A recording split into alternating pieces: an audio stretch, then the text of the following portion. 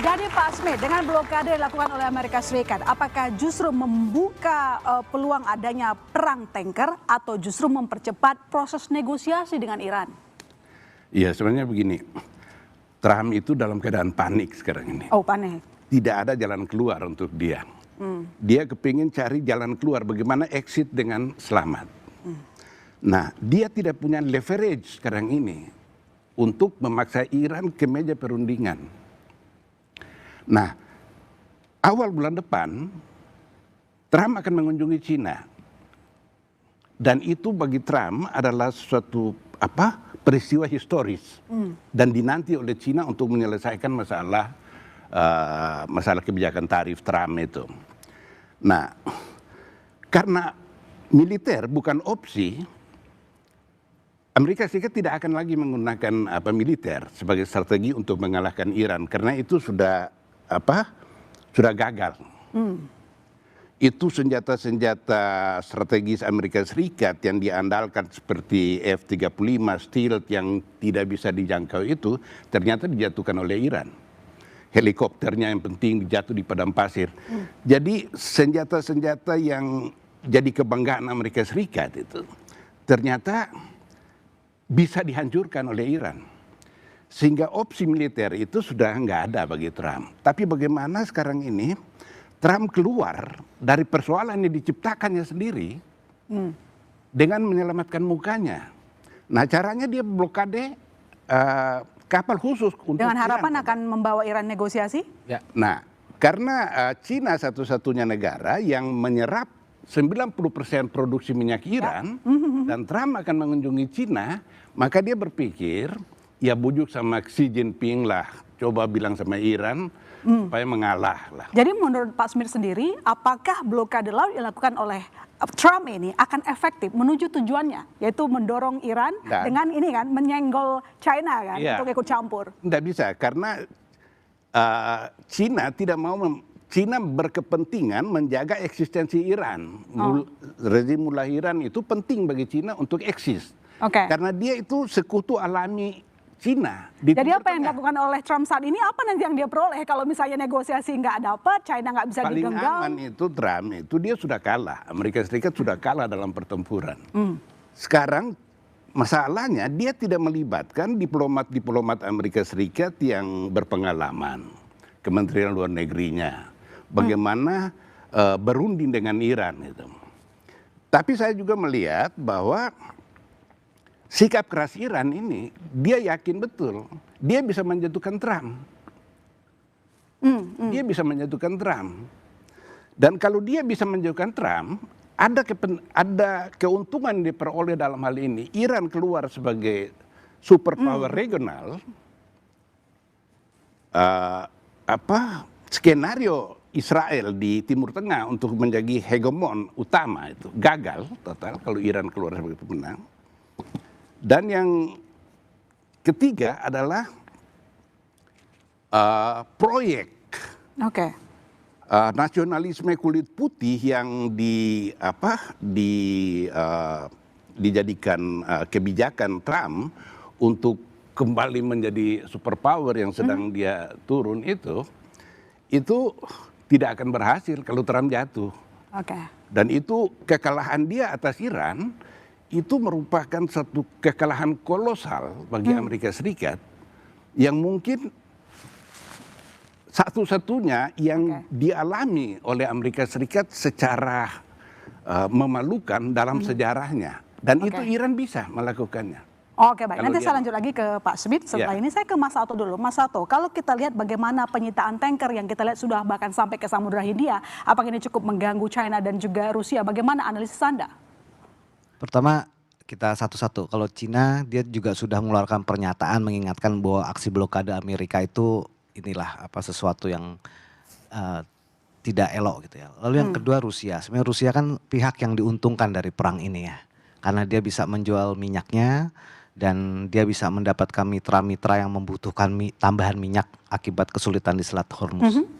Jadi memang ini situasi perang ini sebenarnya ada beberapa analisis juga mengatakan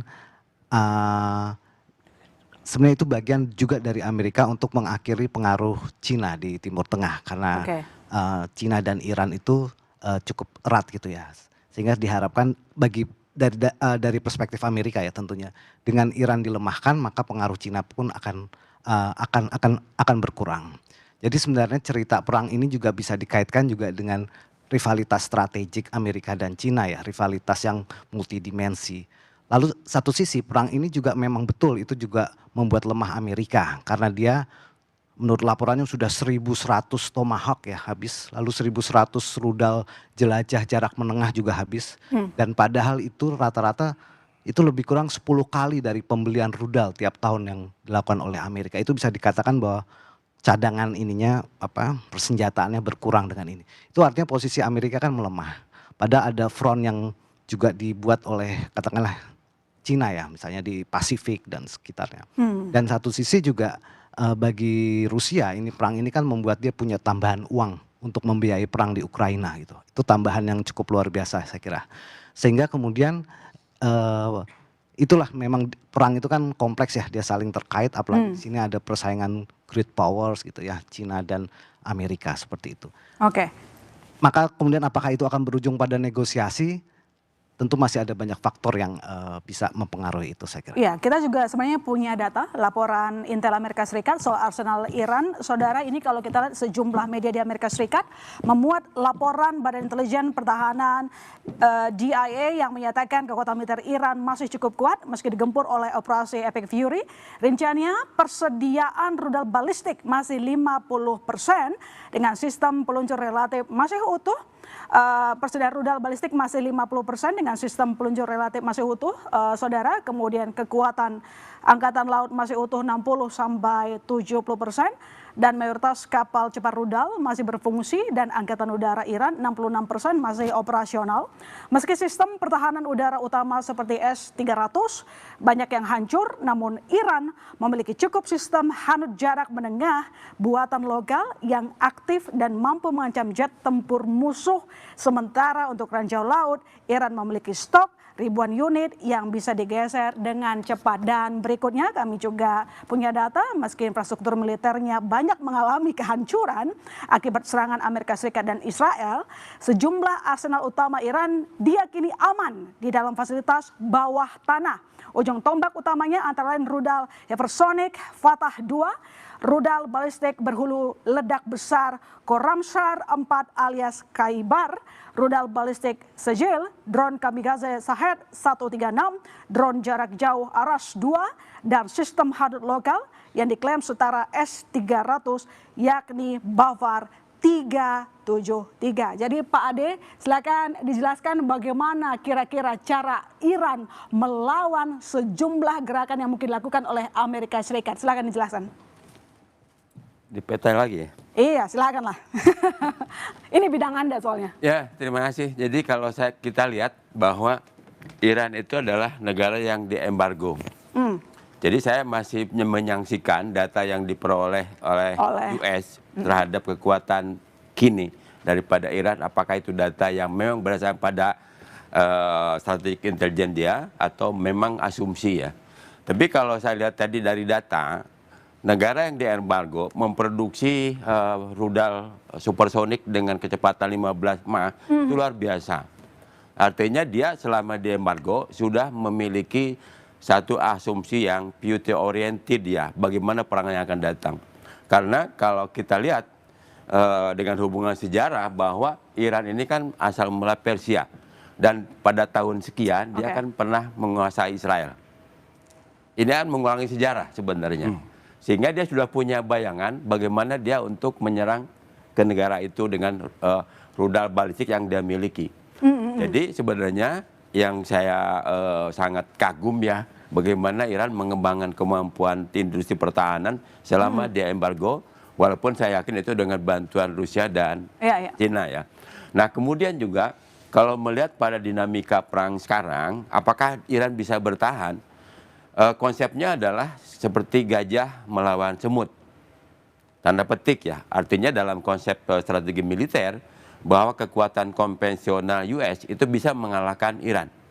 Tapi Iran memiliki kekuatan asimetrik dan berikutnya adalah kekuatan yang sifatnya adalah yang dikembangkan dari sistem pertahanan armada semut tadi. Ya, tapi kalau misalnya tadi kita lihat dari data DIA ya, itu lihat ini dari meskipun tadi Bapak bilang belum tentu 100% benar, tapi dari laporan ini saja menunjukkan bahwa Iran itu masih kuat. Ini berbeda dengan pernyataan dari Trump seakan-akan Iran itu sudah keok. Kalau narasi itu kan sekarang lebih gampang karena media lebih gencar dibanding faktanya gitu kan. Kan yang kedua tadi itu bahwa kalau saya lihat dalam konteks mempertahankan kepemimpinan bahwa narasi itu perlu dia keluarkan. Perbandingan bagaimana positioning dari kekuatan kemampuan pertahanan ataupun bertahan antara Iran dengan Irak bisa dilihat dari narasi yang dibuat oleh para pemimpin ya. Iran sampai sekarang saya lihat sudah menggunakan tapi kan itu narasi Pak Ade kalau saya potong. Dari juru bicaranya seorang perempuan. Tapi US masih tetap seorang presiden gitu. Di sini bisa kelihatan mengenai layering. Pak Ade maaf kalau saya potong. Itu narasi. Tapi sekarang kita kembali ke data. Ini disampaikan oleh pihak Amerika Serikat saja bahwa kekuatan Iran dalam bidang perang ini saja mereka masih kuat. Sangat berbeda dengan disampaikan oleh Trump. Kalau kita concern ke sini, artinya seberapa kuat Iran menahan kekuatan dari Amerika? Sekarang kan serangan ke Israel kan sudah dikurangi. Ya hanya sporadis saja. Tapi kan wait and see-nya, apakah armada blokade US udah ada yang menerobos Selat Hormuz? Belum ada sampai sekarang. Artinya bahwa US sendiri belum tahu kekuatan real, terutama berkaitan berapa jumlahnya Swarm Flotilla tadi, gitu kan. Yang kedua kan kalau dilihat kekuatan IRGC ini kan 70%. Ya, nih kalau kita kembali ke sini. Kemudian yang berikutnya, mungkin Pak Imran memahami ya, pantai Iran itu tidak dibangun pemukiman yang mewah-mewah. Kebanyakan dibiarkan dia tandus. Hanya beberapa pelabuhan penting aja dia bangun gitu kan. Esensinya apa? Dia sudah memahami itu menjadi killing ground. Kalau itu akan jadikan tempat pendaratan. Beda dengan di kita kan di Tiongkok, di Singapura, pantai itu pasti bagian yang paling mahal untuk pemukiman. Tapi pesisir Iran itu tidak ada pemukiman yang mewah. Sehingga dia kalaupun diserang oleh US tidak akan rugi gitu kan. Baik. Saya ke Pak Ade tetap di sini saja. Ya. Saya biarin jangan duduk dulu. Saya ke Pak Muradi kalau gitu. Pak Muradi, bagaimana kontra taktik dan strategi yang dipakai Iran untuk nanti mencegah penerobosan militer Amerika Serikat di Selat Hormuz kira-kira? Ya, sejauh ini kan masih dia yang memegang kendali kan? Ya, karena begini. Jadi dalam tradisi dalam teori perang itu, memang hari ini dalam hitungan 2 bulan berjalan ya. Itu ketika dia tidak bisa memasuk ke wilayah daratan, maka sebenarnya secara faktual dia kalah. Artinya apa? Artinya saya tadi dijelaskan Pak Ade dengan sepakat tadi sebenarnya itu bukan omong kosong ya. Sesuatu yang sebenarnya tidak penting. Kenapa? Karena apa yang dilakukan oleh Amerika Serikat jauh lebih besar di 2003. Itu pun dengan bantuan aliansi yang lebih dari 15 negara. Artinya apa? Secara prinsipil sebenarnya Iran tidak dalam posisi yang kemudian dikalahkan. Itu poin pertama. Yang kedua, kalau apakah kemudian akan menerobos? Saya kira kalau tadi menjawab bahwa apakah ini akan bergeser ke ekonomi, saya kira tidak. Ini tetap bahwa konteksnya masih konteks soal proud as a hegemonic state ya.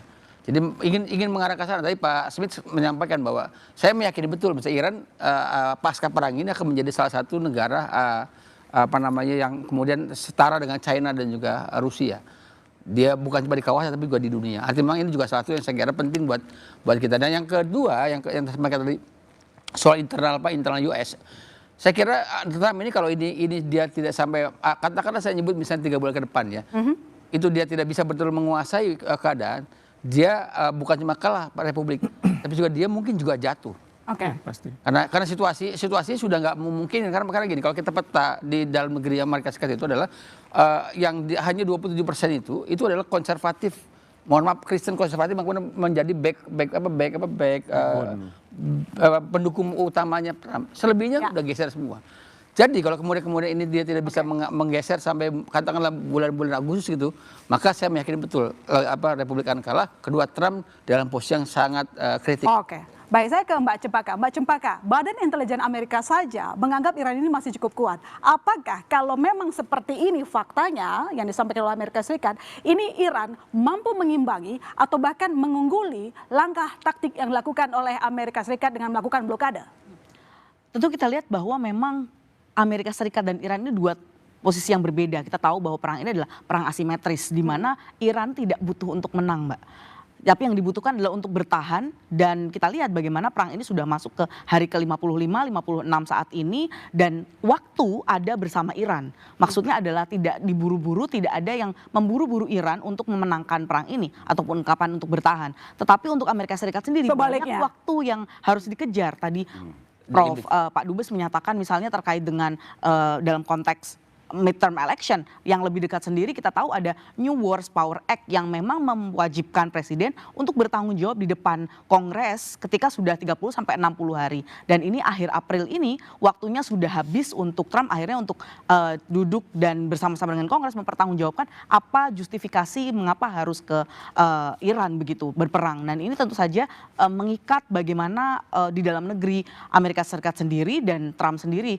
Tadi kita dengar juga bagaimana dukungan dari sekutu tidak ada juga bagi Amerika Serikat, dan ini juga tentu saja memaksa Amerika Serikat untuk segera mencari cara. Oke, baik. Coba kita tunjukkan lagi di peta. Di peta Pak Ade, kira-kira kontra strategi apa yang nanti dipakai oleh Iran agar armada tankernya bisa keluar dari kepungan blokade dan bisa mengirim minyak keluar Timur Tengah dengan aman. Apalagi ini terkait dengan kepentingan rekannya juga, ada China, ada juga Rusia. Mereka kalau nggak jualan nggak dapat revenue. Ya, itu memang risiko daripada negara yang memiliki sumber minyak ya. Artinya dia harus melindungi kepentingan nasional. Yang kedua adalah kepentingan perdagangan internasional. Memang kan Iran menutup selat supaya orang tidak keluar dan masuk ya. Yang kedua, Amerika Serikat adalah memblokade, menutup sehingga kepentingan kemerdekaan Iran berhenti. Termasuk juga Rusia dan Cina. Di sini ada faktor bargaining ya. Yang berikutnya, kalau saya lihat dari inisiasi awal tujuan daripada perang ini itu kurang bisa dipahami. Karena kan kalau konsep meniadakan nuklir Iran, maka kan konsepnya tidak berkutat di sini. Semua kan orang berada di sini semua gitu kan. Padahal esensinya kan kemampuan Iran dalam nuklir. Yang kedua adalah tujuannya adalah meniadakan kepentingan Iran dalam konteks perdagangan ekonominya. Apakah Amerika berhasil hanya di sini aja? Nggak juga gitu kan. Sehingga sebenarnya yang menang itu dari secara politik internasional adalah Iran gitu kan. Walaupun sampai sekarang akibat gencatan senjatanya floating itu mundur maju, yang rugi kan dunia seluruhnya gitu kan. Nah di sini sebenarnya kepentingan internasional untuk menekan US sebenarnya, sehingga dia bisa kemudian kalau kata-kata Pak Ismet itu kan sebenarnya Amerika itu kan udah dalam posisi sebenarnya kerugian dari sisi publiknya. Yang kedua juga tekanan internasional. Tekanan internasional yang dirasakan oleh Trump adalah tidak ada dukungan NATO gitu kan. Padahal kalau NATO bergerak ke sini itu akan lain persoalannya. Tapi kalau NATO bergerak ke sini, NATO juga akan rugi dengan Iran gitu kan. Yang berikutnya adalah yang menurut saya adalah Iran juga mengembangkan masalah proxy dan asymmetric warfare. Dan ini justru lebih bahaya lagi karena negara kawasan ini akan juga kena getahnya. Dan sampai sekarang negara-negara di Teluk ini belum ada yang bergerak, semua pasif. Menunggu. Seakan-akan menunggu dari Saudi Arabia kan. Baik. Terima kasih Pak De. Silakan duduk kembali. Saya ke Bang Riko. Pertanyaannya sama. Kira-kira kontra strategi apa yang akan dilakukan Iran agar tankernya bisa lolos dari blokade, kepungan blokade dari Amerika Serikat? Saya pikir hanya ada dua ya. Pertama, beberapa pekan yang lalu kita tuh pernah mendengar bahwa Iran itu menembakkan rudalnya sejauh 4.000 km ke markas di Diego Garcia. Artinya kalau itu dibantu dengan cara mereka melakukan tracking dan mentarget sasaran secara precise begitu ya. Seperti yang kita lihat bagaimana Iran itu mentarget radar di seluruh negara-negara di Teluk yang ada pangkalan Amerika, mentarget sasaran-sasaran di Israel. Kalau itu dia bisa ada bantuan begitu ya, ada bantuan mendeteksi secara precise itu lokasi di mana, itu bisa akan sangat menyulitkan. Yang kedua yang bisa membantu itu hanya China menurut saya, yang artinya secara kekuatan itu kira-kira seimbang dan sepadan dengan Amerika. Tapi saya mungkin mau kasih sedikit Mbak, ini kita menurut saya ya, apakah ini menjadi exit strategi atau tidak, ya, seperti juga diskusinya itu selalu dua menurut saya. Apakah ini menjadi exit strategi, atau ini juga bisa menjadi sarana bagi Trump untuk memoles situasi untuk memperpanjang perang. Saya ambil contoh begini, kalau kita baca secara serius polling, mungkin sebagian besar membaca polling itu hanya melihat 60% tidak setuju Trump melakukan perang di sana. Tapi kalau kita baca lebih lanjut ya, ternyata hampir 50% juga nih, 50-50 ya, lebih banyak yang menyatakan bahwa mereka masih setidaknya setuju dengan cara Trump menjalankan perang ini. Yang ketiga, kita juga bisa melihat bahwa ternyata walaupun dalam situasi berat yang dirasakan oleh publik Amerika, mereka itu masih bisa melihat data dari Pew Research ya, bahwa setidaknya 6 bulan sampai 1 tahun ke depan, mereka bisa melihat perang ini masih berlangsung ke arah sana. Dan termasuk juga ceasefire ya. Ini makanya menurut saya kita harus hati-hati melihat apa kata-kata Trump. Kenapa Trump itu ngotot ceasefire? Padahal kan ini perangnya nggak berhenti sebenarnya. Perangnya nggak berhenti, baik oleh Israel maupun oleh Amerika ini nggak berhenti. Cuman beda gaya aja. Tapi kenapa Trump memilih kata ceasefire? Karena memang 75% ya penduduk Amerika itu dininabobokan dengan kata ceasefire. Mereka dikasih kata-kata, udah gencatan senjata, mereka udah happy. Okay. Itu menurut saya. Bisa tapi secara pasukan, ada data juga yang menunjukkan bahwa satu kan kapal aircraft carrier Amerika kan dulu cuma 2 kan, sekarang tambah 1 jadi 3. Okay. Ya, pasukan Amerika marinir itu ada informasi masuk sudah ke dalam sana, masuk sudah lewat Selat Hormuz, masuk di negara-negara yang mereka punya pangkalan militer.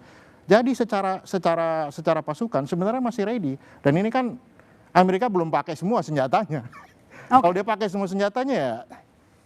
Jadi menurut Anda apakah nanti akan ada opsi militer atau tetap begitu di blokade dalam jangka panjang? Ini akan tergantung dari situasi dalam negeri Amerika sendiri kalau menurut saya. Okay. Kalau misalnya tanda-tandanya Amerika itu publik masih bisa menerima, terutama di basis Republik, partainya Donald Trump, itu kita bisa melihat ternyata sampai sekarang ini walaupun mereka berdebat begitu, 70% dari orang-orang Partai Republik ya, atau mengaku memilih Partai Republik masih setuju sama Trump. Jadi kalau dia merasa bahwa gue masih bisa lanjut tempur ini, orang buktinya Partai Republik masih dukung, ya kenapa enggak? Makanya ini jadi berbahaya menurut saya. Kenapa? Karena kalau ini blokade diteruskan bersamaan dengan Venezuela kemarin itu diselesaikan, itu kan artinya 30% data realnya, walaupun orang bicara mau gencatan senjata, 30% oil yang masuk ke Cina itu stop. Apa Cina mau terima? Itu kan pertanyaannya di situ. Nanti kita bahas lebih jauh lagi. Bariko, saya ke Pak Imron. Pak Imron, jadi yang Anda lihat apakah memang ini ada perubahan strategi, misalnya dari opsi militer ke blokade dalam jangka panjang? Lagi-lagi saya melihat ini fakta ya, ini tidak bisa kita bantah. Ya. Amerika Serikat itu biasanya memberi ultimatum itu dengan time frame yang jelas. Ceasefire 2 minggu, katakan demikian. Sekarang ini ceasefire-nya nggak ada batas. Artinya apa? Amerika itu memberi kesempatan kepada Iran. Look, kasih saya alasan untuk menghentikan peperangan ini. Kalau Amerika Serikat ada orang yang mengatakan Trump ingin ini, perang ini berkepanjangan, agaknya bertentangan dengan kenyataan bahwa 27% mendukung dia, 39% approval rating, dan kemudian jangan lupa 40% MAGA itu sebagian besar sudah lari. Gitu. Kalau semakin lama ini, maka tujuan dia untuk memenangkan midterm election tidak akan tercapai. Itu satu. Yang kedua, Rusia sangat berkepentingan ini berkepanjangan. Karena apa? Dia punya 2 keuntungan. Pertama, embargonya udah dicabut oleh Amerika Serikat gara-gara perang ini. Dan yang kedua, dia adalah produsen minyak. Sehingga dia bisa menjual ke Indonesia 1.500.000 barel. Itu kan sudah suatu pendapatan yang luar biasa. China berbeda. China ingin sekali perang ini berhenti karena 90% kebutuhan dari minyaknya itu datang dari kawasan yang bergolak. Oleh karena itu tadi dikatakan kunjungan daripada Trump ke China itu is very strategic. Dia ingin menggunakan China, hey look China, tekan dong Iran itu supaya kasih saya alasan.